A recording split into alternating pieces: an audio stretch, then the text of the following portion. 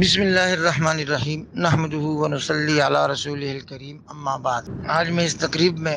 ذاتی طور پر شریک تو نہیں ہوں جو ان 3 کتابوں کی رونمائی کے حوالے سے ہو رہی ہے جو مولانا محمد مسعود ظفر صاحب نے تالیف فرمائی ہیں،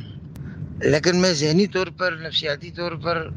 خود کو اس میں موجود پا رہا ہوں، کیونکہ مولانا سے بہت قدیم یاد اللہ ہے۔ ان کا اس فن سے شوق، لگن، اختصاص اور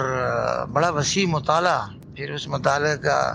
بڑا شاندار انتخاب، پھر اس انتخاب کی بہت اچھی ترتیب اور اس کی پھر بہت شاندار پیشکش، یہ سب کچھ میرے سامنے ہوئی ہے اور ہوتی رہی ہے، اور وقتاً فوقتاً میں تینوں نگارشات کے اساسی نکات کو دیکھتا رہا ہوں میں، چونکہ زمانہ ایسا ہے جس کے ساتھ یہ موضوع جڑتا ہے جو ان کتابوں کا بنیادی موضوع ہے، اور ان کتابوں کے مطالعے سے اس پرفتن زمانے میں ایک عام انسان کو راہ ہدایت ملتی ہے، روشنی کی کرن نظر آتی ہے اسے فتنوں کے گھٹا ٹوپ اندھیروں میں۔ اس لیے میری دلچسپی تھی اس موضوع سے بھی، ان کتابوں سے بھی، اور مولانا صاحب کی ملنسار شخصیت، علم دوست طبیعت، پھر ان کا تصنیف و تالیف سے لگاؤ، اور حدیث شریف اور اس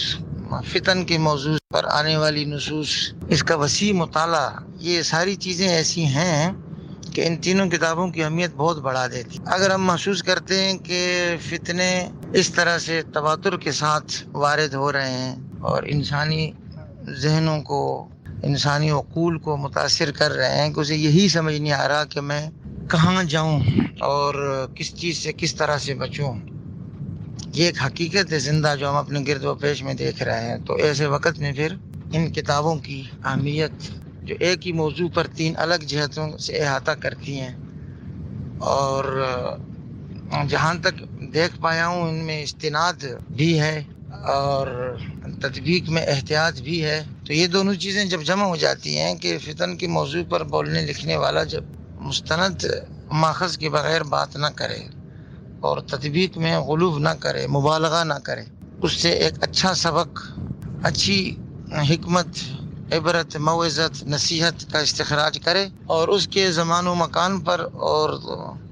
فرد و شخص پر کوئی تطبیق میں اصرار نہ کرے، تو اس سے پھر فائدہ ہوتا ہے انشاءاللہ تعالی۔ ان حدیث و روایات کا اصل مقصد یہ ہے کہ انسان آنے والی آزمائشوں میں شریعت و سنت پر مضبوطی کے ساتھ کھڑا رہے، اللہ کی رسی کو تھامے رکھے اور مسلمانوں کے جمہور سواد اعظم کے ساتھ رہے، ذہنی، عملی، فکری، نظری کسی انحراف میں مبتلا نہ ہو، شذوذ کا شکار نہ ہو، یہ ہے اصل مقصد ان حدیث و روایات۔ تو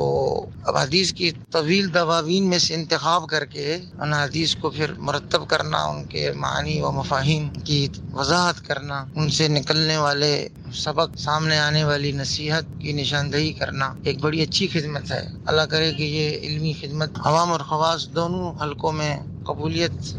سے سرفراز ہو، نافعیت کا سبب بنے، اور لکھنے والوں، پڑھنے والوں اور اس تقریب میں جمع ہونے والوں سب کے لیے ہدایت پر استقامت کا اور آخرت میں نجات و مغفرت کا ذریعہ بنے۔ مولانا صاحب اور مولانا صاحب کے والد محترم دونوں مبارکباد کے مستحق ہیں۔ اللہ تعالیٰ اس محنت کو ان کے لیے، ان کے حلقے کے لیے نافع اور مقبول و منظور فرمائے۔ والسلام علیکم ورحمۃ اللہ وبرکاتہ۔ فقیر ابو لبابہ دوران سفر یہ چند کلمات محفوظ کروا کے آپ سب حضرات کی خدمت میں اپنے عزیز دوست جو اس کتاب کے مصنف ہیں ان کی خواہش پر بھجوا رہا ہوں۔ فی امان اللہ۔